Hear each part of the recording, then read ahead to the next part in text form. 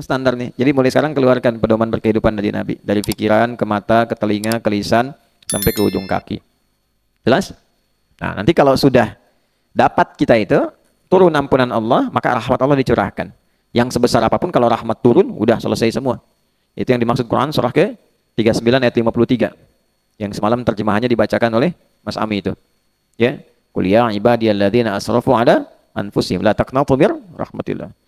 Ingatlah teman-teman firman Allah di Quran surah 39 ayat 53. Masya Allah yang terjemahannya. Nah, ya kan? Semalam kan itu. Kan? Qul katakan viralkan Muhammad SAW pada hamba-hambaku yang melimpah dosanya. Melimpah dosanya. Israf. Israf itu berlebihan. Ya udah tahu nasi kotak jatah satu tambah yang lain. Tuh kan? Dit? Udah tahu gorengan cuma cireng tambah yang lain. Tuh kan? Jatah satu tambah yang lain. Ya, darmaji lah. Ya kan? Nah, itu israf. Ya kan?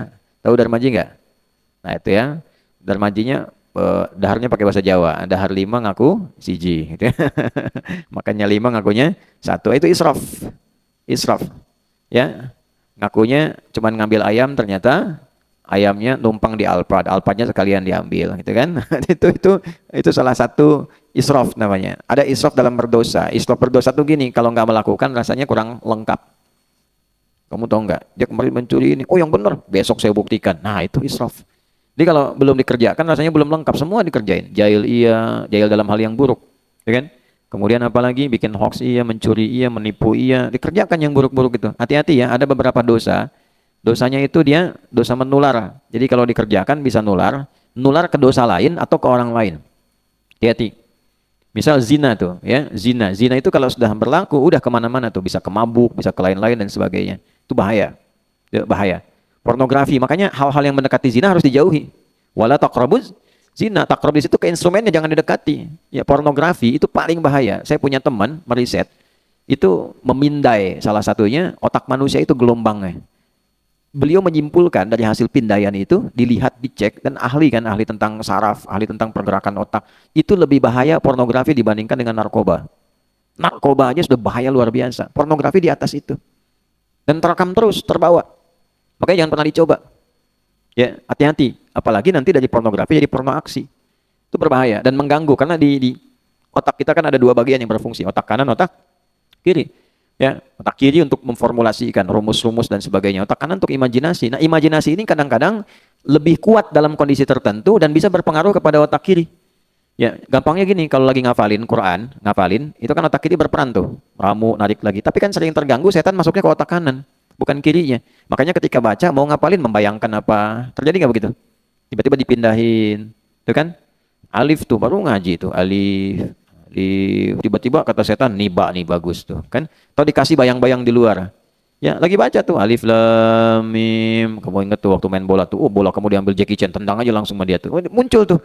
Padahal lagi baca Quran. Jack tuh. Gitu. Ya. Nah, ini nggak mudah. Ya, nggak mudah. Nah, jadi itu gambaran yang pertama untuk kita semuanya. Apa yang kita kerjakan itu kalau kita lakukan niatnya untuk mencintai Allah dengan cara mengikuti Nabi Shallallahu Alaihi Wasallam, maka yang pertama diberikan adalah ampunan dari apa? Dosa. Nanti ampunan dosa itu kalau sudah akumulasi, yang israf pun diberikan. Saat diberikan itu rahmat Allah. Rahmat Allah. Qul ya ibadiyalladzina ya asrafu la taqnatu min rahmatillah. Qul ya ibadiyalladzina asrafu ala anfusihim la taqnatu bir rahmatillah. Viralkan Muhammad SAW pada hambaku yang melimpah dosanya. Banyak. Jangan putus asa dari rahmat Allah. Kalau sudah rahmat diberikan, innallaha yaghfiru dzunuba jami'an. Semua jenis dosa diberikan. Makanya saya sering sampaikan teman-teman yang lagi pesantren, terutama di lembaga permasyarakatan. Ya, pesantren di situ saya sebut pesantren itu karena paling enak. Diberikan fasilitas setelah merasa berdosa, diputus, masuk pada lingkungan, diisolasi. Kan kerjaannya cuman ke masjid, kalau yang muslim ke masjid, balik kamar. Cuman kamarnya kan dijerujiin aja gitu, ke masjid, masuk kamar, masuk lagi ruang makan, balik lagi. Itu kalau nggak dimanfaatkan untuk taubat, mendekati Allah, sayang-sayang. Bahasanya gini, kamu sudah aku kurung di situ kan, kata Allah itu kan, dimasukkan ke situ dengan sistem yang dibuat di situ, belum kenal Allah juga, kemana lagi mesti diberikan. Itu poinnya. Nah, maka pada titik ini ketika rahmat diberikan, ya jangan putus asa dari rahmat Allah. Begitu rahmat datang, yang lain dibuka. Ujian jadi gampang. Kalau rahmat turun, ujian gampang. Ya, Karena formulasi ujian di Quran surah ke-2 ayat 155 sampai 157, "Walanabluwannakum bisyai'in minal khaufi wal ju'i wa naqsin minal amwali wal anfusi wath tsamarat wa basyiris sabirin." 156-nya, "Alladzina idza asabathum musibah qalu inna lillahi wa inna ilaihi raji'un." Lalu Allah selesaikan semua ujian itu. 157-nya, "Ulaika alaihim salawatum mir rabbihim wa rahmah." Begitu rahmat turun, wa ulaika humul muhtadun. Solusi datang. Jadi kalau rahmat Allah itu sudah diberikan, mudah menghadapi masalah. Ilmu, ya, wa wajada 'abdan min ibadina atainahu rahmatan min indina wa 'allamnahu min ladunna ilma. Ya, Quran surah 18 ayat 65. Ilmu datang, berahmat. Nanti kalau rahmat Allah diturunkan pada kita dari ujung kepala sampai ujung kaki karena sering istighfar. Ini matanya ikut Nabi cara melihatnya, telinga ikut Nabi cara mendengarnya, lisan ikut Nabi cara bicaranya. Kita belajari. Sebulan ini saya pengen belajar cara Nabi menunjukkan kita memandang. Besoknya lagi Nabi mengajarkan telinga mendengar sampai ke ujung kaki. Maka nanti seluruh tubuh kita terjaga menjadi hamba Allah yang diliputi oleh rahmat. Ya, nama Allah yang memberikan rahmat di dunia yang cukup luas, Rahman. Hamba Allah Abdun, Abdurrahman. Dijamakkan karena bukan cuma 1-2. Bukan cuma Alwi yang pengen jadi Abdurrahman. Ya, Hanif juga pengen. Ya kan? Siapa lagi? Yang lain juga pengen. Razik walaupun tadi ada di sini kemudian keluar belum balik lagi, pengen juga dapat rahmat Allah. Ya.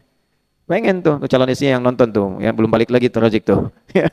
Ya, jadi kalau dapat rahmat Allah, jadi abdun menjadi apa? Ibadun. Maka ibad ditambah rahman jadi ibadur rahman. Wa ibadur rahmanil ladzina yamshuna 'alal ardi hauna wa idza khatabahumul jahiluna qalu salama. Santai, ada masalah apa aja lewat, ya. Yang dipikirin tuh bukan masalahnya, yang dipikirin tuh aduh ini kawan saya dosa nih. Gimana cara Allah nanti ya?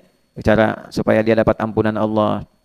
Ya, gitu poinnya. Jadi yang jadi pikiran tuh bukan persoalan yang dia kerjakan ya pada materinya bukan, tapi takut nih orang terjerumus dalam keburukan. Ya makanya qalu salama, mudah-mudahan selamat deh gitu kan. Nah, responnya baik-baik, itulah ibadah rahmat. Itu kalau sudah dapat rahmat tuh begitu. Nah, ini standar. Jadi standar orang Islam itu mestinya kita semua, saya termasuk, saling mendoakan kita. Saya, Anda, kita semua itu saling menjaga supaya semua dapat rahmat Allah. Ya. Dalam konteks itulah tiap hari kita belajar satu-satu dikit-dikit. Nanti setelah di standar ini dirinci per kasus. Misal kasusnya pengen naik di atas standar, lebih soleh. Ya, lebih soleh. Maka nanti hubbun disifati dengan ihsan. Sudah dicintai Allah dan ibadahnya juga selalu merasa diawasi Allah. Jadi gabungan antara ya muhibbin dengan muhsinin disatukan jadi satu tuh. Dia dapat cinta Allah karena sifat ihsannya, san tuh. Gitu. Dapat cinta Allah karena sifat ihsannya. Karena dia gabungkan dua itu, maka saat pulangnya saking rahmat Allah itu luas, disuruh masuk surga, luasnya seluas langit dan bumi.